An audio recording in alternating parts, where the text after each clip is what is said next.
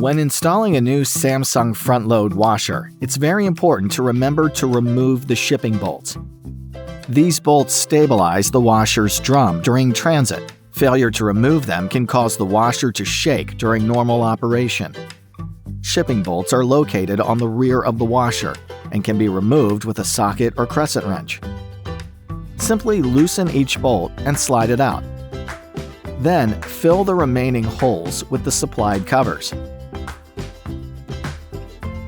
Make sure to keep your shipping bolts in case you ever need to move your washer.